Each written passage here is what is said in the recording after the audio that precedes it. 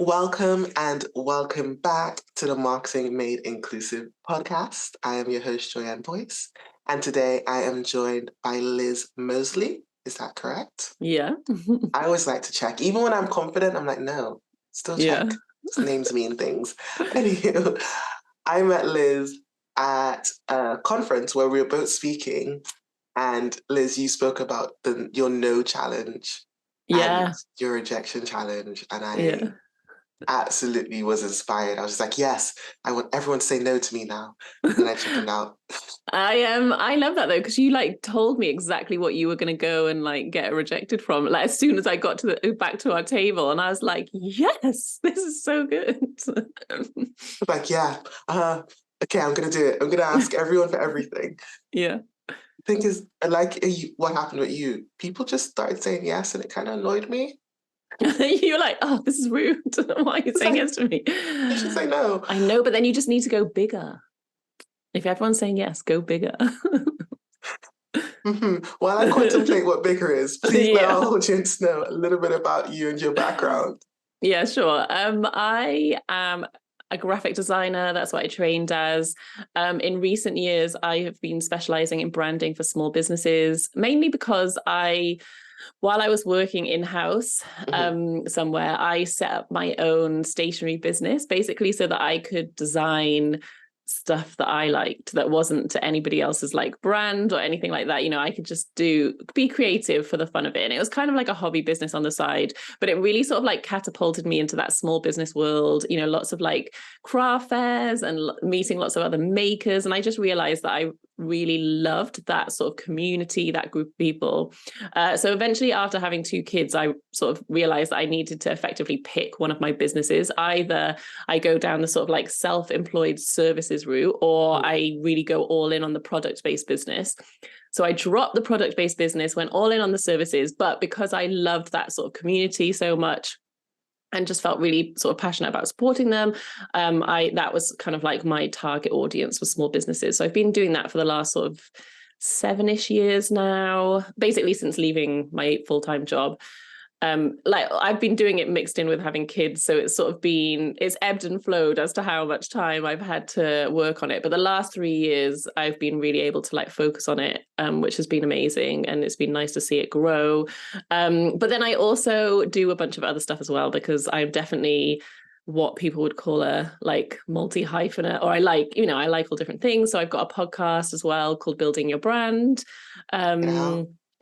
And run some courses, which I'm sure, we'll talk about at some point. But running courses for small businesses who aren't really at the point where they can outsource their branding. So they want to learn how to do it themselves.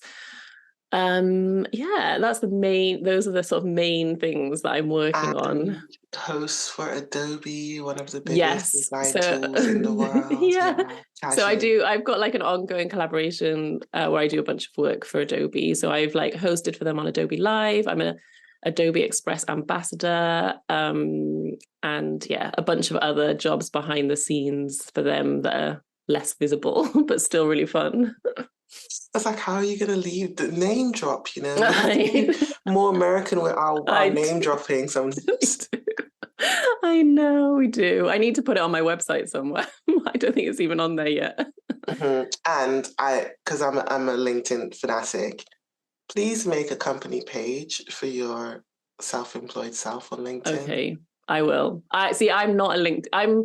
I'm getting there. I'm slowly exploring LinkedIn. Okay, I will do that.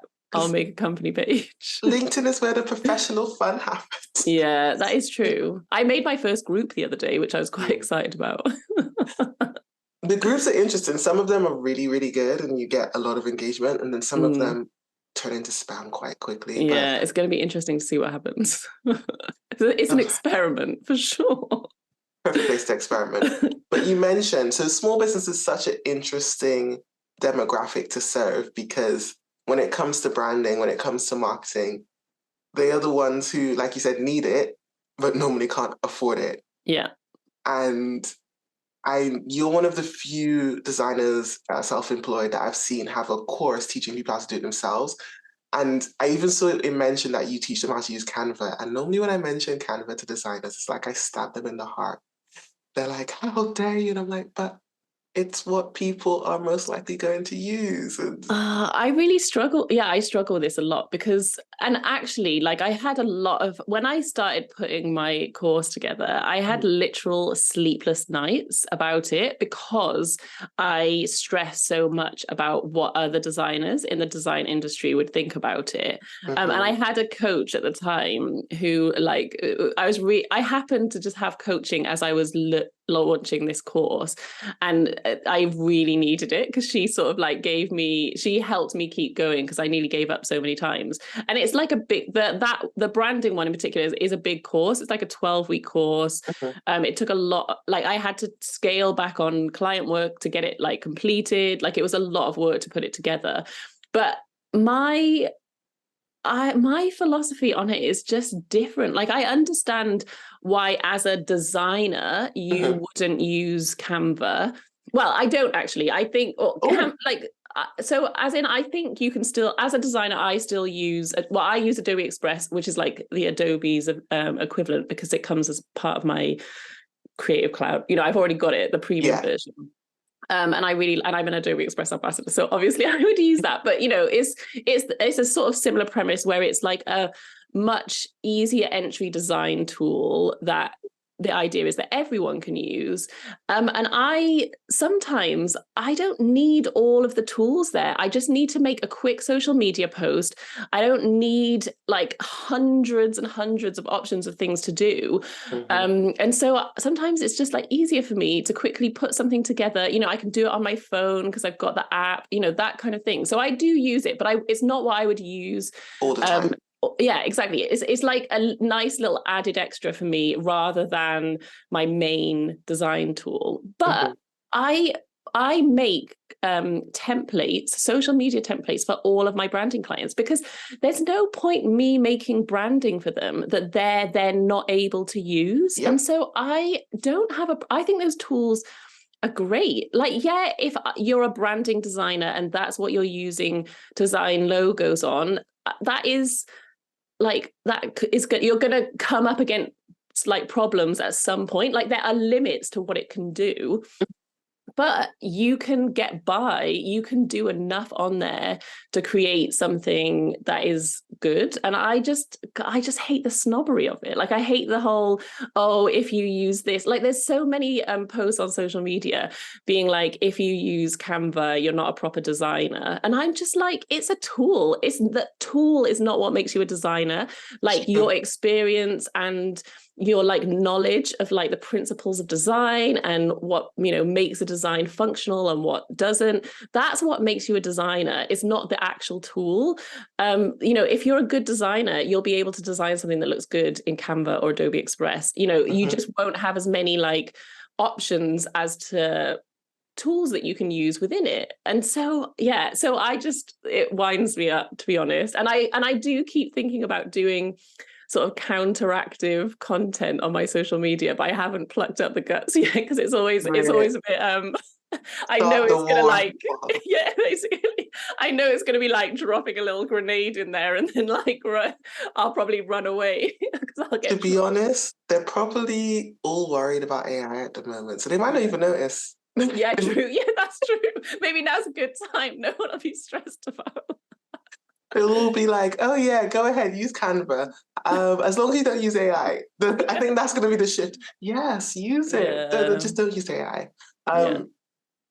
Speaking of AI, I'm curious to know, how is that impacting do you see it helping small businesses? Are they even aware they can use it for design stuff? Or these are the ones that are still like, what is design? What is branding?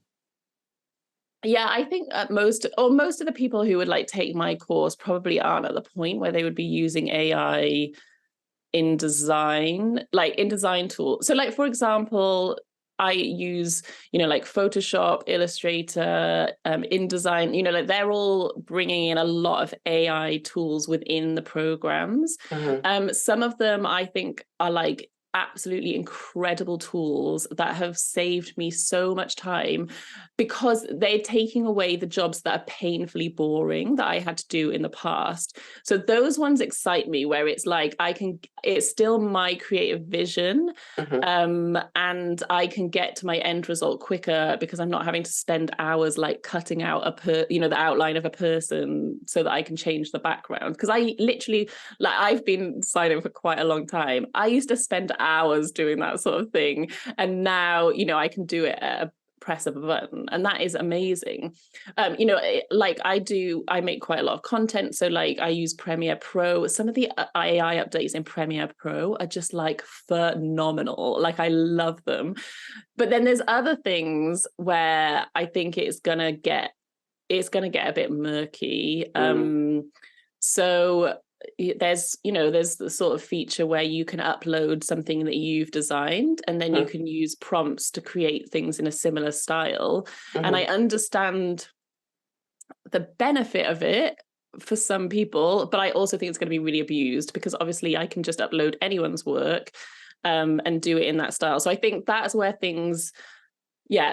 I get less excited about it, because I'm like, actually, the creative stuff is the bit I enjoy. And so I have no interest in using a robot to do it for me, because I enjoy doing it. And so I want to do it. So yeah, take away the jobs that I don't enjoy, and leave me the jobs that I do enjoy. So that's kind of where I personally sit with AI at the moment. I think it will be useful for small businesses for sure. I think the sort of like text, like the ChatGPT kind of stuff, I think is going to be already is very useful for small businesses. I think the mistake that people are making, or that I'm seeing people make, is that they're forgetting to not use it 100%. So I've got a friend who's built an AI app. It's absolutely amazing. And it's for small businesses, basically to create their like marketing funnel. And her advice is always, let AI take you 70% of the way, but then you need to spend at least 30%, like updating it and editing it. Yeah. And just making sure that it like sounds like you. But I'm seeing a lot of people just copying, pasting straight out of ChatGPT, and it's just not sounding good. And so I think that's where small businesses are going to have to be careful. Like, don't let it be a tool that you just give over your content to 100%. Like, let it be a tool that saves you loads of time, but that you still add your flair of creativity to it. You've got so much more experience in this than me, but that's kind of where I sit on it as a creator. Because I think what you're saying as well is that they still need the fundamentals in order to really get the benefits from it. Because whatever they try and get from it is going to be the same as everyone else. And I think teaching people the fundamentals of design is never going to go away. Yeah. Oh, absolutely. And like AI is nowhere near the point of being able to, like, it can make a logo, but it can't make one that has like a story behind it, or has meaning behind it, or like really understands, like the context, the competition, the like industry that it sits in, I mean, yeah, it's not really at that point. I mean, I hope it doesn't get to that point, because obviously, because I think, I want I went to a conference recently at Adobe Max in LA, and it was just really interesting, because all of the features that they announced were AI based, but all of the talks that I went to and the keynotes was so much about creativity and the human experience, and basically how creativity impacts and helps us as we navigate things as humans. And it was really interesting having that sort of stark contrast, like next to each other. And I think it would be sad to lose that, because I think creativity is such a huge part in it has a huge role in helping us process our emotions and process our lived experiences and what we're going through. And it's a way of expressing ourselves. It has been that since caveman days, where they were like drawing on rocks, it's always been the case. And I just think we would really lose out if we lost that. Definitely agree. And I think something you mentioned about logos really stuck with me, because I don't know if it was Pepsi Somebody did a logo redesign and they spent millions, as they do at agencies and design agencies, and it was like the shift of a line. Oh yeah. And I was just like, AI wouldn't do that. AI would redesign the whole thing. But when Yeah. they did the whole kind of drawing and the depth and the concept of it, it was like, this makes it smoother. Yeah. I cracked up because I'm not a designer. I'm just like, you paid 2 million for the I movie. mean, yeah, the numbers are wild. I mean, it's a different playing field because obviously I work with small businesses, so those numbers are just like mind blowing to me. Probably for like those huge companies, you know, like it's like a drop in the ocean, and it's just like, yeah, that's just what you pay. But I think what I would say about that is, and I think this is one of the things that people struggle with branding in general. Mm-hmm. And it's why I don't criticize. I try really hard not to criticize designs online, even if I don't like them, because you don't know what the journey that's taken them to that final outcome. Because I mean, I think there's some instances where it is right to criticize. For example, if the design is like harmful, you know, causing harm, or you know, like there's something problematic about it. But if it's just like a taste thing, and I'm like, oh, I wouldn't have done it, you know, I wouldn't have picked that color, or I wouldn't have done it that way, then I would tend not to, because you don't know like what the pushback from the client was, or what the process, you know, what their process was, what were the parameters that they were made to work within. Like, you don't have all of that story and that context. You're just seeing the final thing where there's been a slight change in the line. Like, you don't know what the original brief was. And I think, you know, part of it is possibly as designers, we're not that great, I don't think, at communicating the value and the impact that design has, and how some small tweaks can actually like have a big impact and change things. And so you just see that small tweak and you're just like, that's just such a waste of money. And maybe it is, you know, like I think that It was. sometimes, No, yeah, I can I say think as a non-designer, the it shift was of the a waste. line, they could have just stayed. They Yeah. could have just, sometimes I understand, like when it's color related, I'm like, okay, saturation, you have to think about how is it going to print versus how it looks digital. I understand, but the move of a line was just, no. Too much. But something you mentioned, so when there is controversy about it being offensive or problematic or basically just non-inclusive, how does that play out in the design world? Have you seen that much? Because obviously on my end, I see the extreme cases. I see where illustrators are super lazy and they make like the front and the back of a Black person's hand the same shade. Yes. Um, so yeah, I think how does it play out? you see it less in branding, just because it's like I think illustration's a slightly different ball game. I think I have seen people I have seen companies like walk it back, you know, where they've done something and actually the response is just like so negative that it's not, you know, it's better for them to go back to what they had.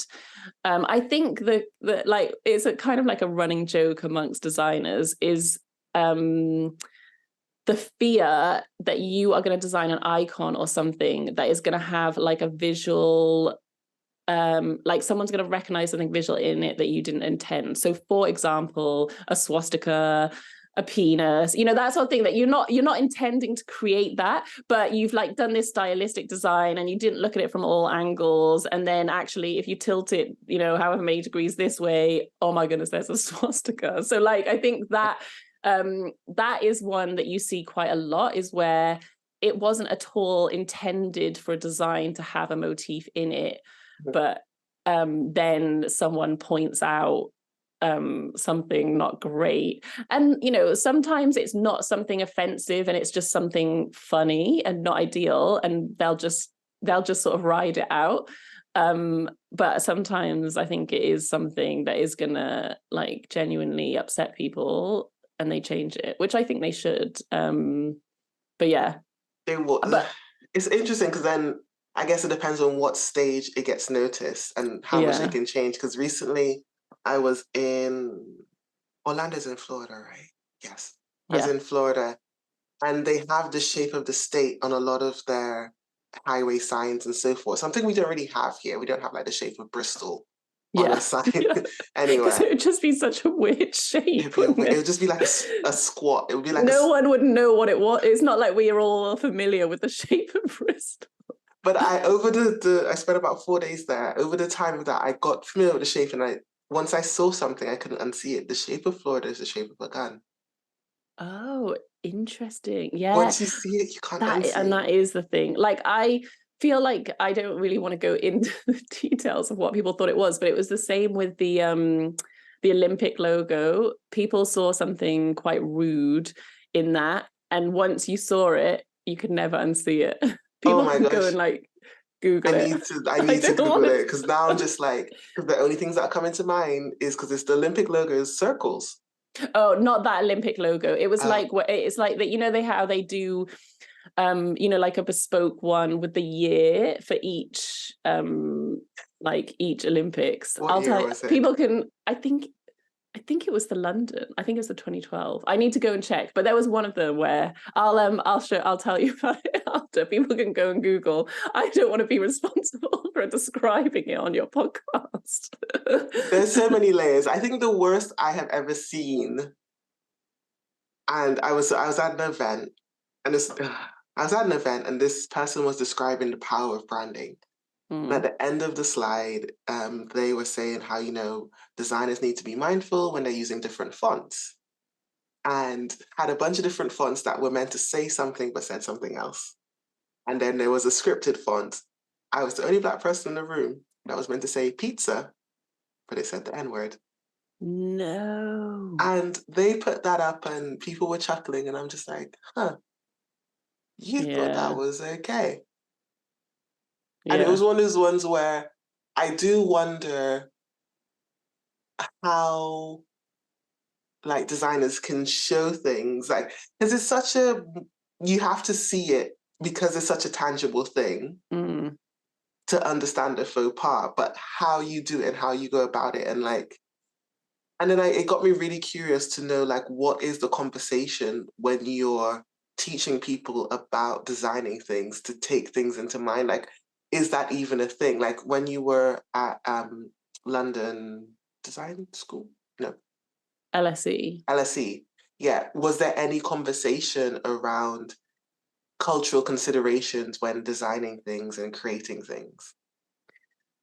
Not loads, in the sense that there was like so I was working in the design team. There was very clear brand guidelines. So there was Okay. actually like a lot of limits on what you can do. There was like limits on what colors I could use, what fonts I could use, all that kind of thing. There definitely was consideration of that. And like a lot of people look at things before they go out. I'm sure like mistakes would have been made. But yeah, I think it is I think it's interesting thinking about it in like a real life context, and then thinking about it in an educational content, and like Okay, yeah. because the sort of example you saw, that was almost like in an educational setting, wasn't it? Like they were saying, look, this is what happens if you pick the wrong font. And you'll see like a lot of examples online of so bad kerning. So, like the space between the letters, if you get Okay. that wrong, the word can end up saying something very different from what you intended it to. So, for example, like if you had a C and an L. Oh no, not a C and an L. Like if you had two letters too close together, they would effectively make a different letter.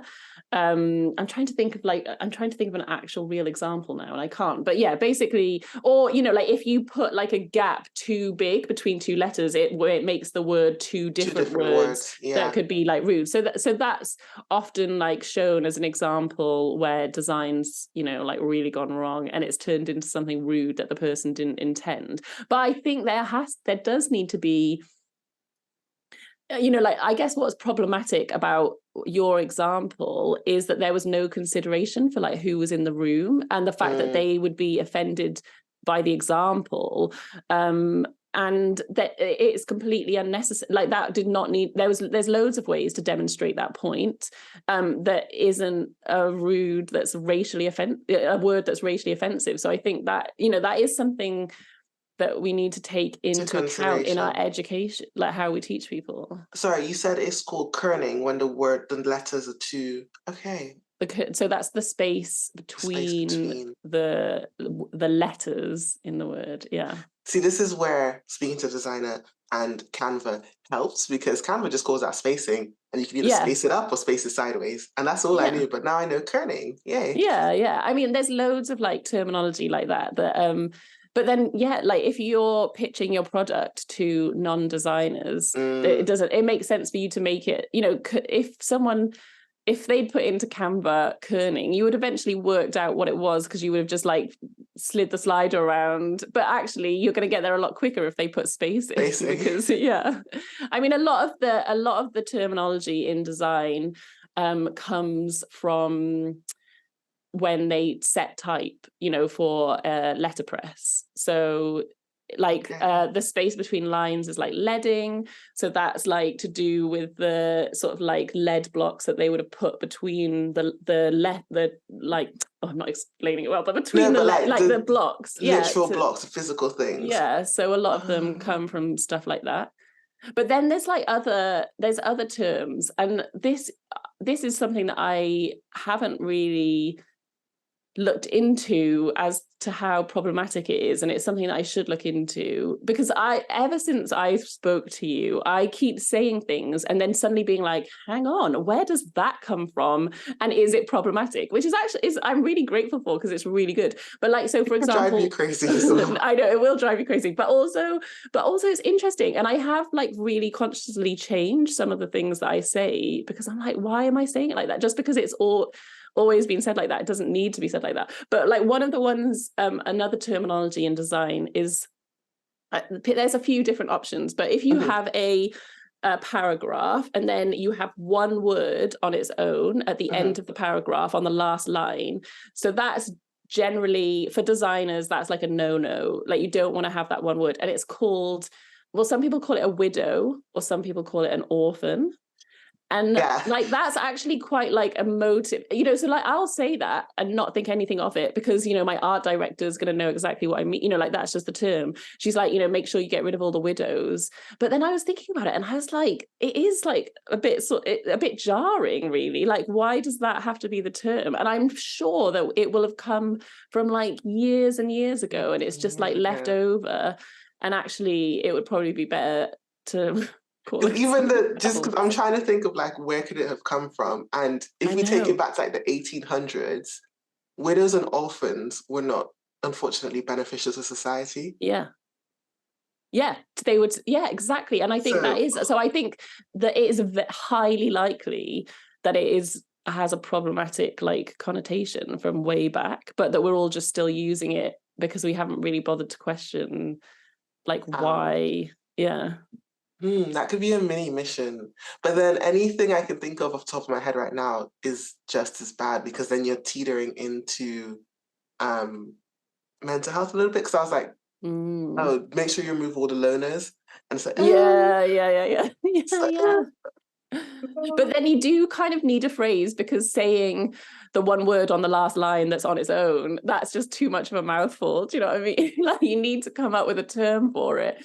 But yeah, it's interesting. But then it's like, how do you get a whole industry to like change their terminology so that everybody's on the same page and knows what the thing is? But then I think, like, tools like Canva and Adobe Express, where they're actually just putting in descriptors like spacing. This is the spacing. This is the spacing between lines. Like, actually, that just makes it more accessible for everybody. I think often these terms make design feel like this like exclusive club, that if you don't know the correct terminology, you're you not can't part of be, it. yeah. And that doesn't feel great either. And I feel like it can also be a barrier to when, because speaking about accessibility, but when you're working with a client or a person, you're trying to make something suitable for them. If you're having to translate everything they say in their everyday back to it, and if you suddenly drop a word that is not accessible, that can create an emotional divide to the person you're trying to get understand what their user experience is, because you're trying to design for them. And I think I would never use those words with like a client. I would literally, if I was in a design team, I would use those words because I'd know that they would know what I was on about. I wouldn't use those words with a client because they wouldn't know what I meant. But I think there's a temptation as designers to use them to almost like in a kind of like, I know more than you kind of way. Mm-hmm. And I get the desire to do that because you want to prove that you have knowledge beyond what that they, you know, the knowledge that they have beyond Canva and beyond Adobe Express, that you have that training and you have that knowledge. But I think you're right. Like I sometimes I just think it is like, what's the word? Not I'm trying to the opposite of inclusive. It's excluding people. Yeah, it's like, and it's almost like educational snobbery. I don't know what, you know, where you're just kind of like, you're using terminology in a way unnecessarily just to sort of almost like hold your knowledge over someone. I don't know, maybe I'm overthinking it, but that no, I think it's like valid. Yeah, I think it definitely is valid because the whole aspect and the way I understand design is translating the things that people cannot and adding visual representation. There's so many situations because my background, I started in social media marketing, so I had to learn design and copy at the same time, but just for social. So the context is very different. You're thinking tiny, you're thinking small. Every spacing is different. And I only understood how niche my understanding of design was when I tried to design a website. And I was just like, this looks ugly. I don't know. I don't know why. I could feel it, but I didn't have the way to describe it. And when I had a designer actually designed a website, I was just like, oh, there's so many layers to it. And that's what made me appreciate it from a marketeer's perspective. But I think from a person in the general public aspect, they get the feelings, but they don't know they're getting it. They don't know that they can't explain it. Yeah, they can't articulate it. The reason they like it is the color or the spacing or something.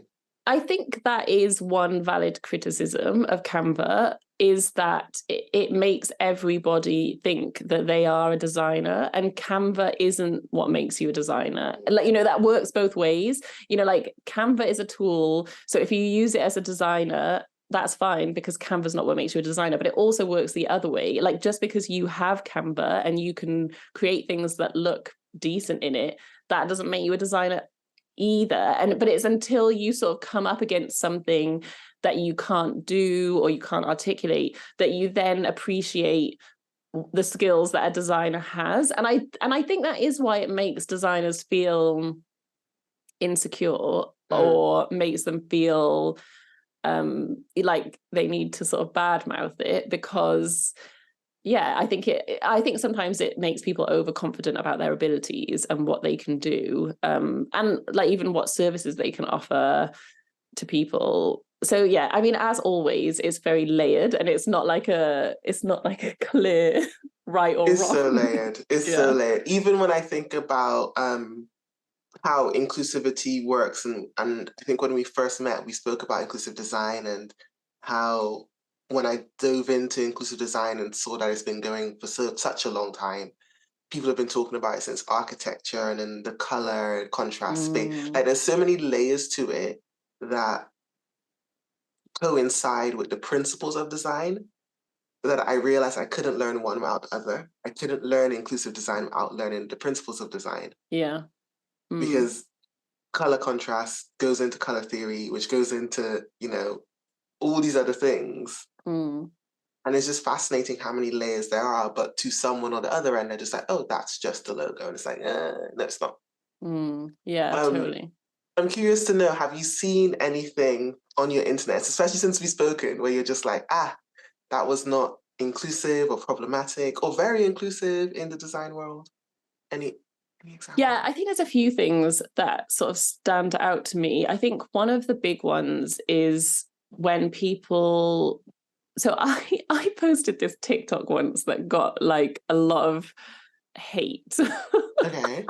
Which was about inclusivity when it comes to websites. So we actually have like a legal requirement to try and make our websites as accessible as possible. Now, it's not something that's heavily policed in the sense that there's not like a perfect solution. So it's not like you tick a list of boxes and your website is accessible.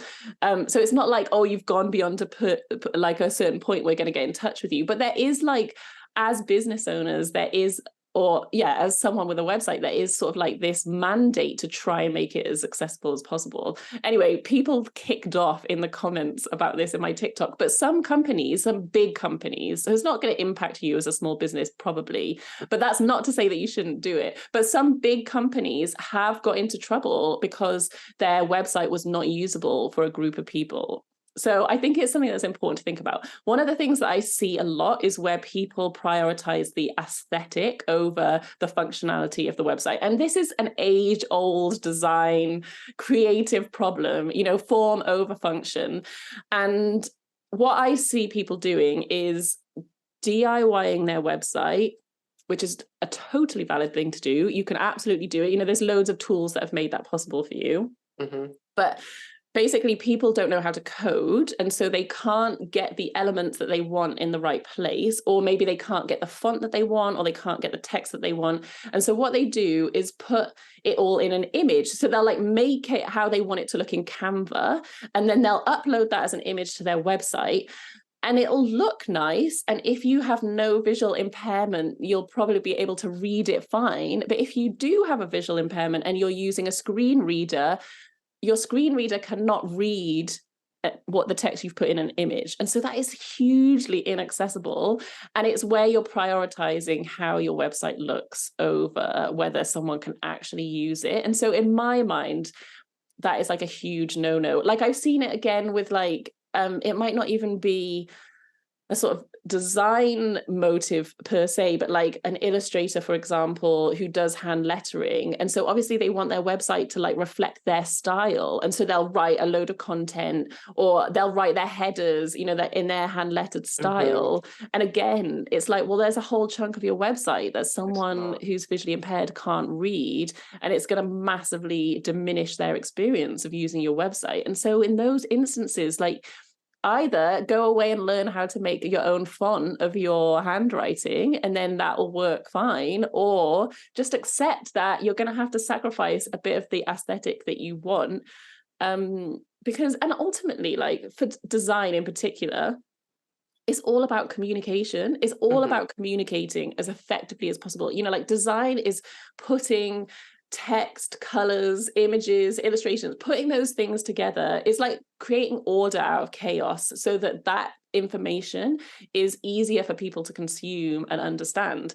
And if you're prioritizing it looking pretty over people actually being able to consume that content effectively, it's going to damage, it's bad for you, because they're just going to get frustrated and like jog on. And it's also bad for them because they don't feel, like included in the content that you're creating. So that's one of them. Another one that is one of my biggest bugbears, and I've done quite a lot of posts about this, not recently, so I'm going to do another one, but is center aligned text. So people love to center align large amounts of copy because to them it looks aesthetically pleasing because it's balanced. So it's but what it means is it's really hard to read because your brain needs all the lines lined up so that you can find the next one really quickly. If your eyes are having to jump around to find the next line, like we don't realize it, but it's a lot more work for our brains. But what I realized is that if I get an email, I realized this years ago, I get an email and the whole thing is center aligned, I just give up. I look at it and I just think, oh, this is exhausting. And I just don't read it. So again, like you've prioritized the aesthetic, and actually you're going to have loads of people. And this actually is anybody. It's not people. It's not someone who's got a visual impairment. This is bad for like everybody. It's reading. It's reading. Yeah. There's a reason we have all been trained to interact with the internet a certain way. And I remember when someone wanted to put their logo on the right-hand side of their website in the banner, and I said no. And Yeah. they're like, why? And I'm like, because people haven't, there's certain things that we just do. And Yeah. Without thinking. if you're breaking up that flow, you're causing people to have an icky feeling. Yeah. Yeah. And it like, it causes friction, and that friction, you know, like it's all subconscious, but there's only so much friction that we'll tolerate, and it's actually a very low amount. And so and this is why websites, people get really frustrated about this, but this is why websites often look very similar. They have a very similar layout, because exactly for that reason, you know, we expect the contact button to be in the top right, because that is like the sort of first place that our eyes stop, because we start top left, we go across, and then we tend to zigzag down. So like, that's why that button's there. The logo is in the top left because that's where our eyes start. So we see what the business is, so we know who's like giving us this information. And so there's all this kind of like, I mean, this is sort of UX design, isn't it? You know, it's user experience, and it's like how, or UI. I get confused between the two. I think it's I think it's a bit of both, because UX is understanding and then UI is the doing. Like how you actually do it. Yeah, exactly. Sorry to UX UI people for that. Yeah. Sorry, yeah. But yeah, so actually, like there are certain best practices when it comes to website design. And again, people get upset about this because they're like, well, I want my website to be like really different, and I want it to have things like flashing across, and I want it to have this and that. And it's like, well, you can do those things, but it's not necessarily going to work that well for you. Maybe you'll win an award for it, but will people actually enjoy using it or be able to get the information that they need? So I think there's always this tension, but those are sort of like a few examples of things that I see people doing quite a lot that I'm like, oh, that like drive me crazy. The little things that are just like, actually, just don't, just yeah. And then color contrast is another obvious one. So like, yeah, that's again, and again, that's like prioritizing aesthetics. So it's like you've got this color palette and you're like determined to use these colors together, but they're really like the contrast isn't high enough and people can't read what you're saying. Like the number of talks I've been to where someone's used white text on a yellow background or yellow text on a white background. And I'm like, oh, someone please explain the like basics of this. What I realized is like that one and then pink and white. Oh yeah, interesting. I'm just like, why? And it's not Barbie pink, everyone. It's like that pastel pink. Yeah, I was about to call it baby pink, and I'm like, why is it called baby pink? But anyways. Yeah, that's another one. I feel like I'm basically, as we talk, I'm making a mental list of phrases to go and explore. It's like, should it still be called baby pink and baby blue? Or is it just not neither anymore? Because that's gendering. Is it gendering? Or is that... Okay, no, stop. Yeah. This is the rabbit hole I go down. Let's I want to find out what you discover about that. But that's the thing, isn't it? But I think, and this is why you said at the beginning that it'll like drive you crazy, because you were talking about, you know, like now you're so attuned now to question everything that you say and why we say it. And I think once your eyes are open to that, there's so many things that we say that you're just like, where did that come from? And why am I saying it? There's so many things, there's so many layers, because then well, all my algorithms are crafted now to show me things that are really good or really bad. So when I see things that are really bad now, I'm just like, okay, that's just too obvious. Like they put rainbow in the background, or they've just done something that I know is not acceptable. Or I see things that are really good, but good in an unusual way. Like I saw recently, it was more illustration and I don't know if it's illustration, but illustration design. I think I mentioned about how a lot of the times when I see mess ups in illustration in that design world, it's all about skin tone and how they draw Black people. But the really good one I saw was on TikTok, a woman who designs cookies in the shapes of heads and faces and stuff like that. And I hadn't paid attention to the hands. I was just watching the design because she got all the skin tones right, different shades of Black women. She was using cookie icing to do the texture of Black hair. And this is something that the gaming industry, the design industry, the illustration industry are still trying to figure out the bare minimum of how to do, not even like locks, which is what I have, but just curly Black hair. The texture, And she managed to do it on a cookie. Yeah. And I watched this video 3-4 times, and I realized halfway through the third time, oh, the woman's hands who's doing this is white. And then I went to the comments and everyone was just so appreciative because they went and looked at her other work and was like, you put the same amount of effort that you did illustrating white individuals on cookies as you did black people. Like they saw that the effort was put in and it wasn't just because like a post 2020, lazy, everyone yeah, was just like, I'm just gonna chuck some shading in. I'm just gonna yeah, make this person brown. It's like, yeah, no, it doesn't work. yeah. So it's interesting when you see that level of effort put in for those things. But unfortunately it is rare. Yeah. And I think like one of the things that really strikes me from our conversation is this is something that I've definitely felt as well, is that I think people listen to this sort of thing and feel overwhelmed and they're like, well, I can't get it all right straight away. Like, especially with like the accessibility on website. I think that's why people get really wound up about it, because they feel like, well, I'm going to make a mistake. But I think, and this is why you're not going to get in trouble with the police, it's having the intention, it's the trying, and it's the being willing to learn. And you don't have to get it right immediately, but like keep improving it and trying. keep learning. You know, like I am nowhere near an expert on like creating inclusive websites, but I'm like picking up new things all the time, and I'm like, okay, I can see how that's going to cause a problem, so now in my process I'm going to update that one thing. But it hasn't stopped me from like starting. And I think that's the thing. But I think it's so encouraging, isn't it, where you see those good examples, because then and I think a lot of it is just that effort. It's like being willing to put in a bit more effort than you would normally to get it right. Or she might not even have got it right, but the fact is that she went and did some research, and you could see that she put the effort in, even if it wasn't perfect. Because people forget the moment you become aware that something isn't inclusive doesn't mean you're going to be an expert in it, like you said, but you also forget how long it took you to get to where you are on the things you normally do. Like you are now having to rethink, okay, if I had always did color contrast in this way, and this is how I've built websites for the past 30 years, you're having to relearn all of that and make those steps to improve it. And I think it's like any skill, if you don't keep practicing, and what frustrates me sometimes is a lot of times I'm picking on illustrators, but they're the easiest examples, unfortunately. They do one thing, they get some negative comments, and then they And then they don't do it. Yeah.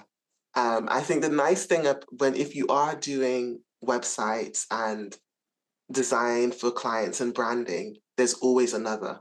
There's always another the next website. There's one to always do it another better. client. There's always and if you're working in-house for a company, just put in a ticket for it to get like it's always getting updated. Every company, every large organization I know is always looking to update some part of their website or some. So just because it's actually good. It's actually good for your SEO, for your website to be up to date. And I think, so actually it's not like you design it and then that's it, it's done and you never do anything to it. Yeah, totally. And like, I think this is an area where AI is really exciting, because there's loads of tools now that actually like help with that. So for example, I mean, I don't think this is AI, but there's like plenty of websites where you can put in your hex codes for the colors on your website, and it's going to give you a score as to how legible they're going to be. I mean, that's a really easy, quick thing to do.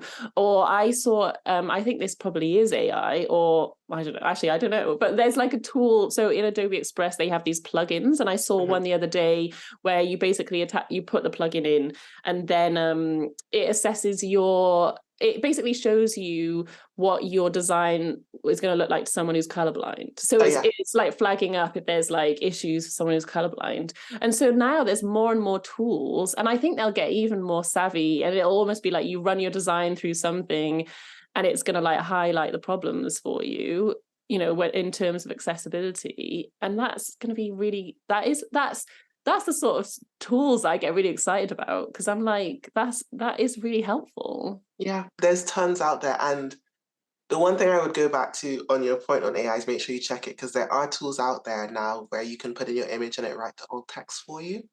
Okay.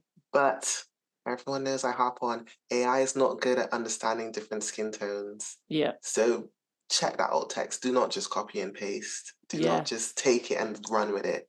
And I think that's where that philosophy of 70-30 for AI is helpful, because it's like, use AI as a tool, but don't let it be the definitive final answer. In the same way that, like, I had a friend who asked ChatGPT a bunch of questions that he knew the answers to, and it just confidently lied to him. And, and it was so confident about it.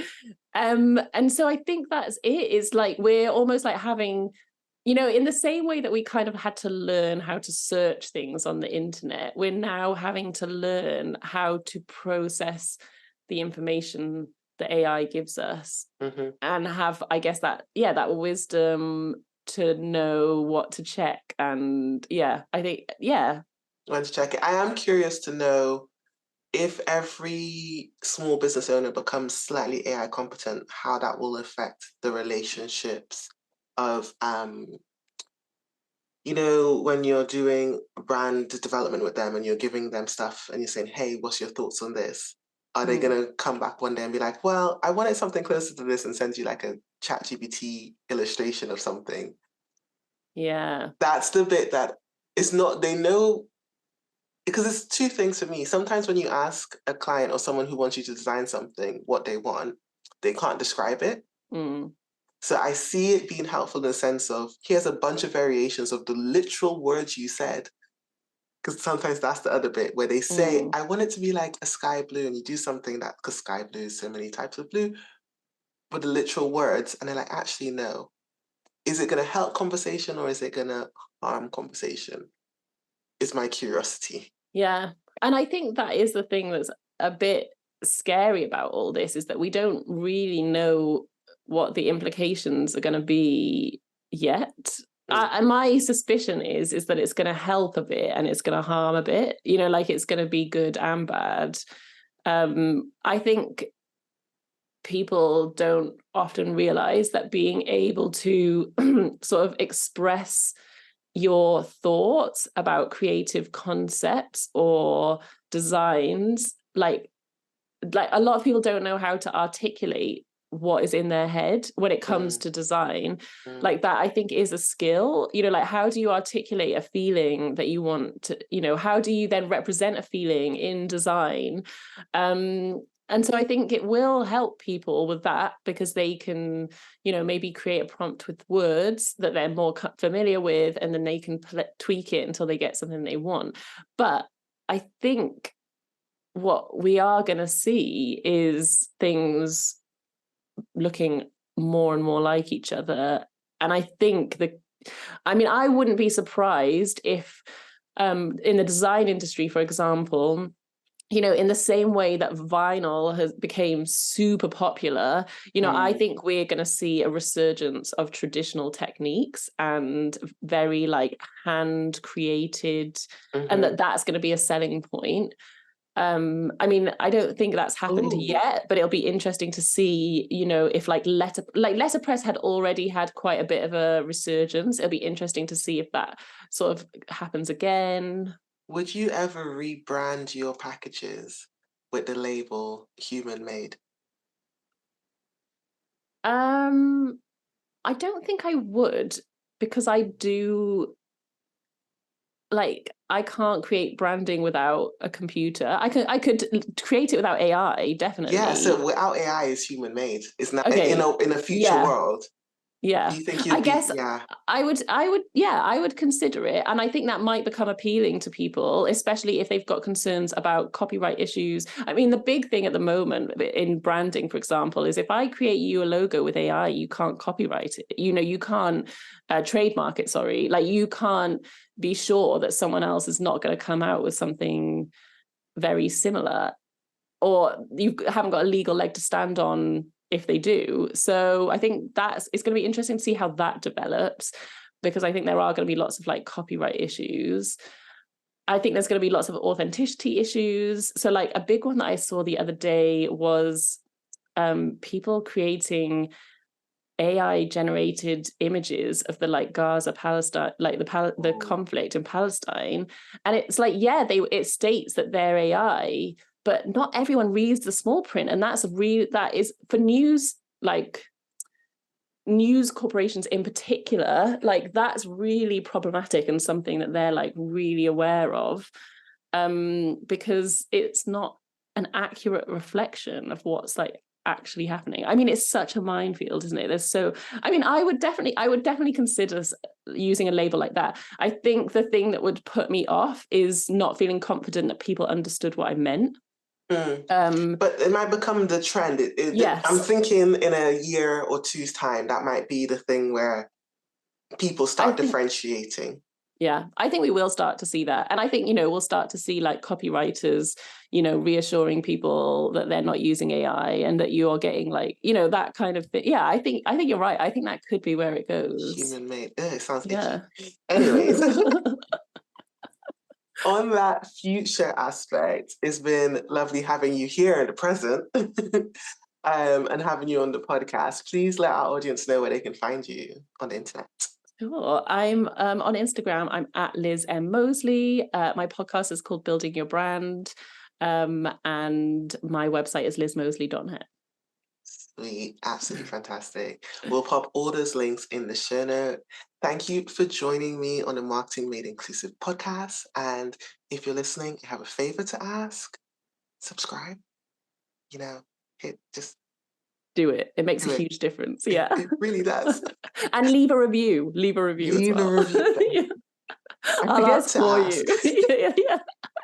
I know. Please I feel it's really like uncomfortable because I feel like I ask all the time, but I'll ask on your behalf because it makes a huge difference. Leave her a review. Wherever you're listening, leave a review for the podcast and subscribe and share with the designers you know. Let's start that design war, Yeah. And I'm sure people will disagree with me. It's such a complex conversation, but I think this is what I'm excited about. What I love chatting to you about is that I think they're the conversations that we need to start having. And like, you have opened my eyes to things, and now I'm looking at things differently. And I think that's, there's so many things I'm messing up, but that's just only a positive thing that I'm seeing it from a new perspective. The more mistakes you make, the more you can learn in life. And yeah, I enjoy being proven wrong. It's like a thing, but then that also implies I always think I'm right. But anyways, let's not go down that route. It's a whole other rabbit hole. whole other podcast theme. That's psychology. Let's look at one of those.